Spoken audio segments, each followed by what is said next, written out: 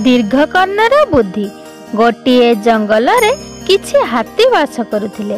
बहु दिन धरी वर्षा हैला नाही, अनावृष्टि पड़िला। जलर अभावरु हाथी माने मृतप्राय होई गले। किछि दिन परे चतुर्दंत नामक हाथी खबर पाइला जे बहु दूर रे गोटिए जंगल अछि। सेठारे थिबा सरोवरटीर पातालपुरु जल आसी संचित होई रहिछि।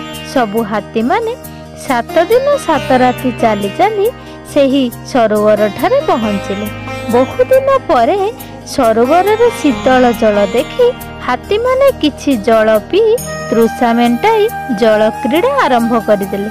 किंतु दुर्भाग्यर कथा, सेही सरोवर कूଳରେ गात करी किछि ठेकुआ रहुथिले। हाथी मानकर जल क्रीड़ा करिबा द्वारा ठेकुआ माने क्षताक्त हेले। केते जण मृत्युवरण मध्य कले। एहा देखि सब ठेकुआ माने एकत्र होई चिंता कले किपरि आंभे माने बुद्धि बल रे एही विशालकाय हाथी मानंकु एठाकु आसीबाकू बारण करि परिबु। तेणु सेमाने गुटिए योजना प्रस्तुत कले।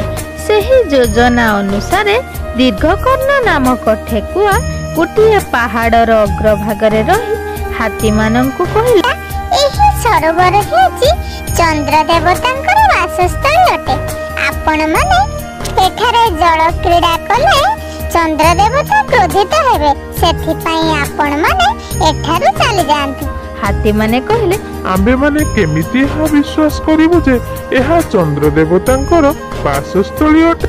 दीर्घकर्ण कहिला, आपण मानक मध्यरु जणे जदि मो सह रातिरे आसंती तेबे मु आपण मानकु चंद्र देवतांको दर्शन कराई देबी। ताहाई हेला। पूर्णमी रात्रि रे दीर्घकर्ण ठेकुआ चतुर्दंत हाथी को नहीं सरोवर रे थिबा चंद्रंकर प्रतिबिंब को देखाइला। चतुर्दंत चंद्रंकर प्रतिबिंब को देखि एही सरोवर रे चंद्र वास करुछंती बोली भाबी सेठारु चली गला। हाथी माने सेही सरोवर को आउ केबे हेले आसिले नाही, जहा फल रे सबु ठेकुआ माने निर्भय रे जीवन यापन कले। एथिरु आमे शिखिले बल ठारू बुद्धि बड़। धन्यवाद।